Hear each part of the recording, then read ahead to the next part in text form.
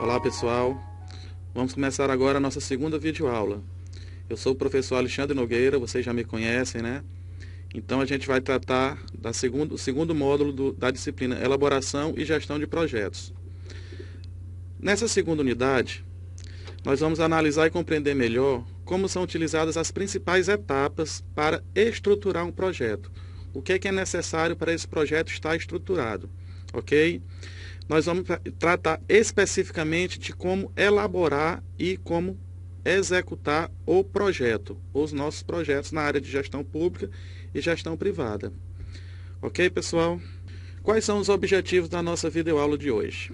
Nós vamos interpretar o significado do plano de projeto, saber como funciona efetivamente um plano de projeto. Nós vamos também classificar e organizar as atividades de maneira analítica, com uma sequência lógica. Nós vamos planejar e identificar atividades através do gráfico de Gantt. O gráfico de Gantt ele vai nos ajudar a monitorar, a tomar de conta do projeto. Eu vou explicar um pouquinho mais na frente. Nós vamos identificar também o caminho crítico através das atividades de um projeto. Por que é importante a gente ter noção do caminho crítico. E a gente também vai tratar como diferenciar técnicas de programação PERT de tempo e PERT de custo. Ok? Esses são os objetivos da nossa segunda videoaula. Elaboração de projetos. Quais são as nossas etapas? Desenvolver um conjunto de critérios de avaliação, listar hipóteses para cada projeto e reunir dados de informações para cada projeto.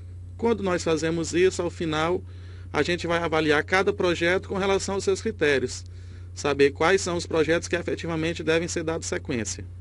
É importante mencionar que a seleção do projeto envolve avaliar projetos potenciais e só então, depois disso, decidir quais deles devem ser levados adiante para serem implementados. Nós tivemos vários recebimentos de proposta de projeto e nós vamos analisar quais delas são as mais viáveis para a gente executá-las. Tá claro? E falando agora efetivamente sobre o plano de projeto, nosso PP, plano de projeto. O que é o PP? O PP é um documento que apresenta de forma completa e organizada toda a concepção, fundamentação, planejamento e meios de acompanhamento e avaliação do projeto. Ele, no caso, é a nossa referência básica para a execução dos projetos. Ok?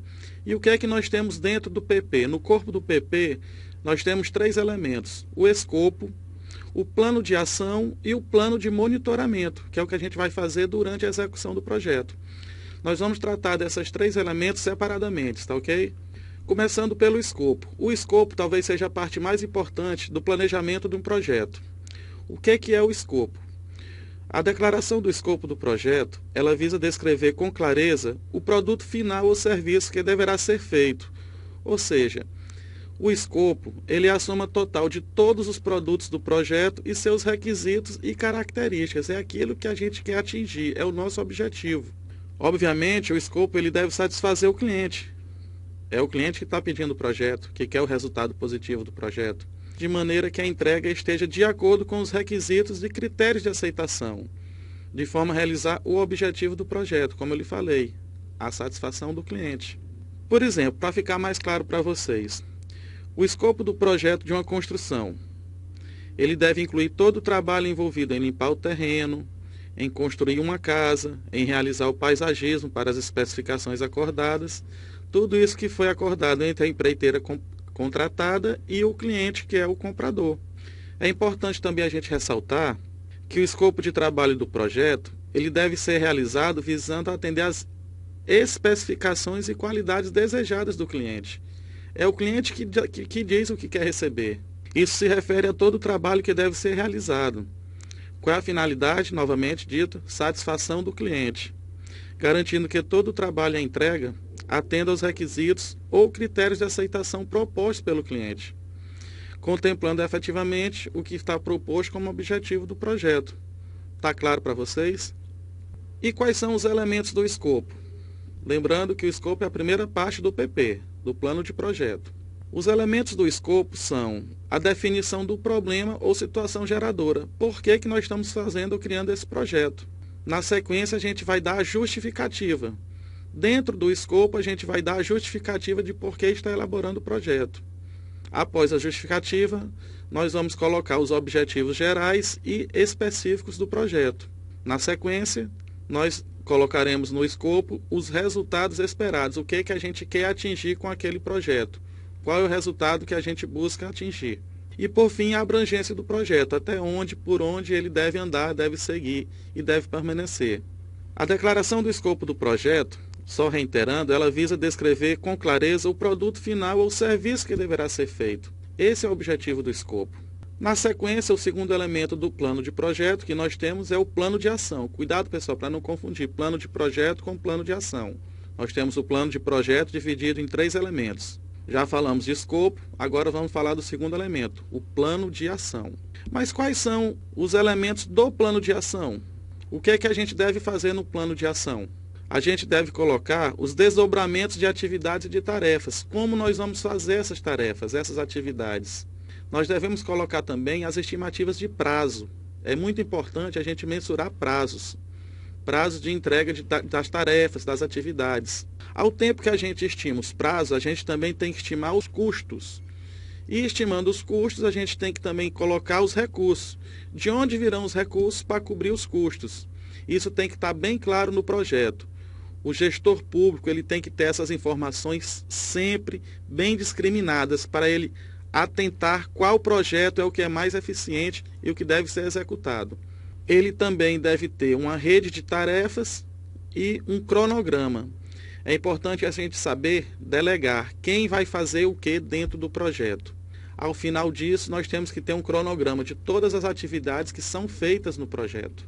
Cronograma da atividade A, da atividade B, até a última atividade na entrega do projeto. Tá claro, pessoal? E o que é o plano de ação? Efetivamente, o plano de ação é um documento que apresenta de forma estruturada todos os procedimentos e os recursos necessários para a execução do escopo do projeto. Fez o escopo, depois o plano de ação, para mostrar como a gente vai efetivamente fazer essas atividades propostas no escopo. Está bem claro, eu acredito. O plano de ação de um projeto, só para ficar bem detalhado, ele especifica as ações, as atividades, as tarefas e os recursos que logicamente devem ser encadeados no tempo e no espaço, tendo em vista a realização dos objetivos propostos. É tudo aquilo que a gente vai executar durante o projeto. E nós temos também o plano de monitoramento para completar as nossas ações. Quais são os elementos do plano de monitoramento? São as matrizes de resultados de serviços e ou produtos. Nós vamos ter que criar essas matrizes. Nós vamos ter que também planificar, colocar planilhas de procedimentos de monitoramento, como nós vamos agir para fazer o monitoramento das atividades. Planilha de procedimento de avaliação, também como serão avaliadas os procedimentos. E ao final a gente também deve colocar no projeto a análise de risco, porque todo projeto tem risco, são riscos externos ao nosso desejo, mas que podem ocorrer durante o projeto. Então, o que nós podemos falar de plano de monitoramento? O plano de monitoramento e de avaliação é um documento que contém os procedimentos necessários para o acompanhamento e a avaliação sistemática da execução do projeto. E, por fim, dos resultados que a gente quer ter alcançados. Esse é o plano de monitoramento. Na sequência, nós podemos tratar um pouquinho sobre a estrutura analítica do projeto, a EAP, Estrutura Analítica do Projeto. O que é que significa isso? Isso significa criar uma estrutura analítica do trabalho com um escopo subdividido em pacotes menores.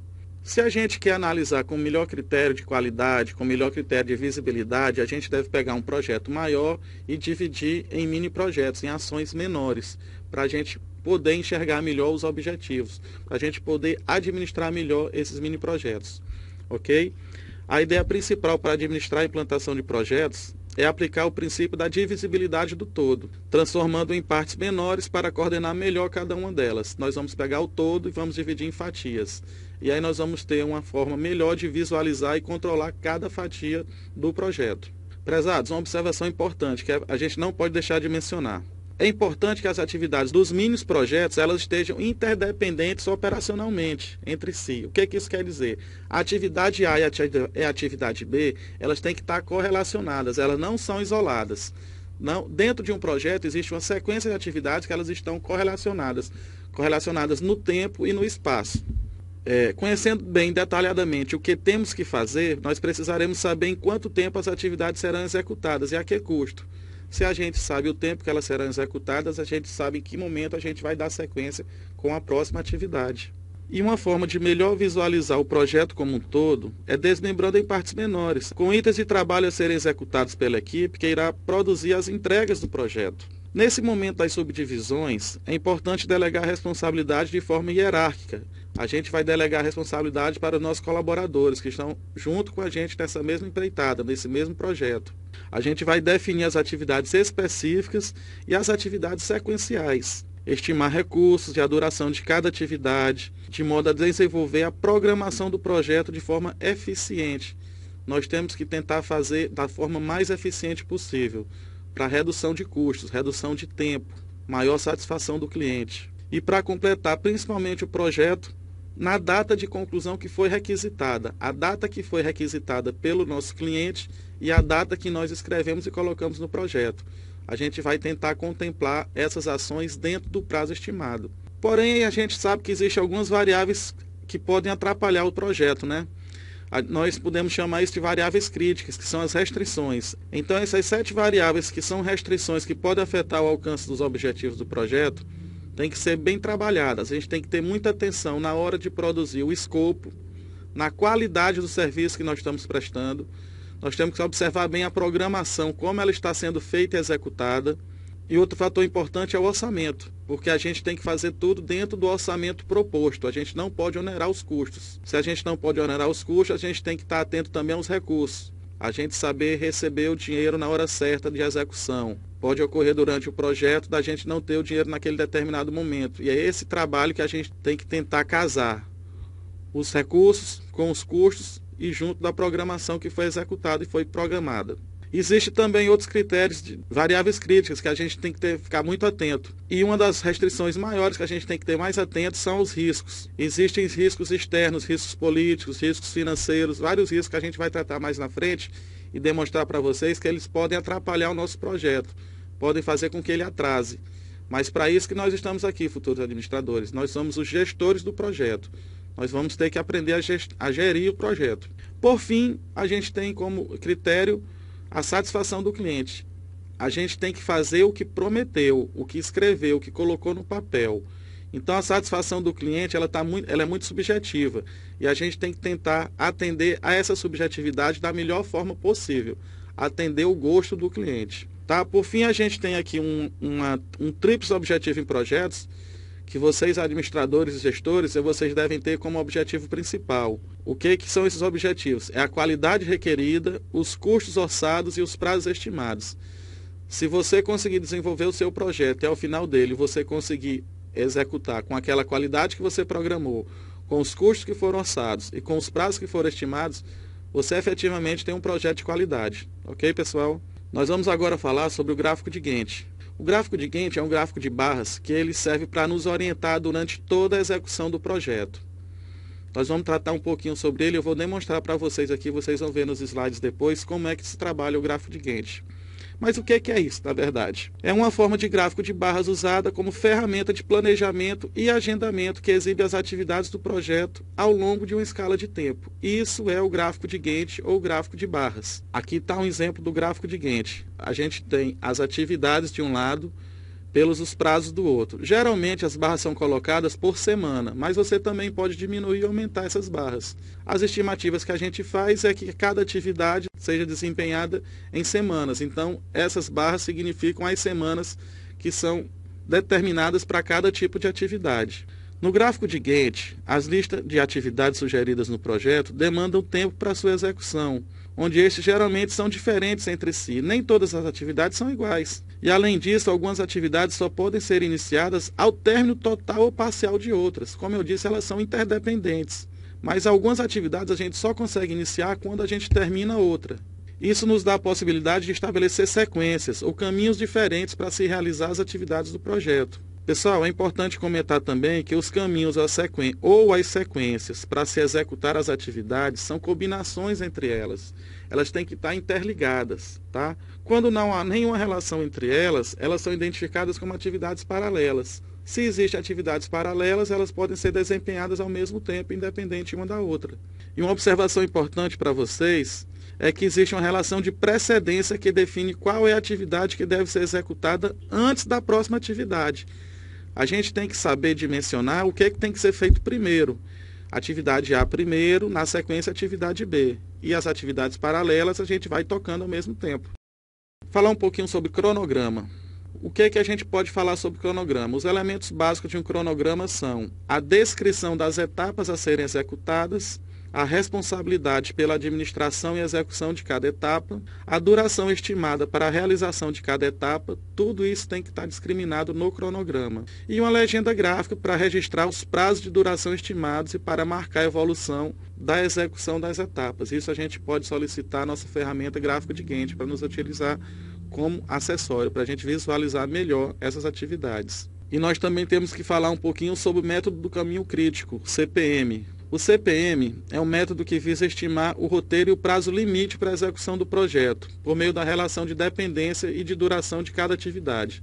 Na verdade, o CPM, o método de caminho crítico, é o percurso maior que a gente tem de tempo para executar uma atividade. Então, aquele é o prazo crítico, o limite, e a gente tem que tentar diminuir esse prazo, minimizar etapas. O caminho crítico é a sequência de atividades que devem ser concluídas nas datas programadas para que o projeto possa ser finalizado dentro do prazo final.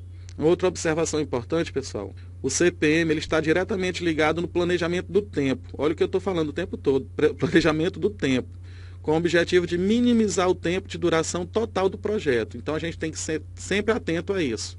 O caminho crítico das atividades de um projeto, só para deixar bem claro para vocês, ele pode ser identificado tanto pelo cronograma de Gantt, quanto por meio da construção de redes de atividades.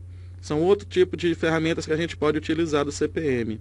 E, por fim, a gente tem as programações PERT de tempo e PERT de custos. O que significa essa programação, essa técnica PERT? A técnica PERT ela foi desenvolvida para a gestão de projetos. Ela é uma ferramenta utilizada para planejar e visualizar a coordenação das atividades do projeto. A PERT é o cálculo a partir da média ponderada de 3 durações possíveis de uma atividade. A gente vai estimar uma atividade em 3 durações diferentes. Uma duração otimista, uma duração pessimista e uma duração mais provável, que é a mediana. Dentro dessas 3 médias, dentro dessas 3 durações, a gente vai criar uma média. E o planejamento é representado pela divisão do projeto em atividades, para as quais possa estimar uma duração de tempo e de realização ou de custo. Então, essas programações PERT servem para a gente tentar melhorar e otimizar o tempo de duração e minimizar os custos de operação do nosso projeto. Isso é o que a gente tem hoje para a nossa segunda videoaula. Segue aqui as referências bibliográficas e eu agradeço pela atenção de todos. Obrigado, pessoal.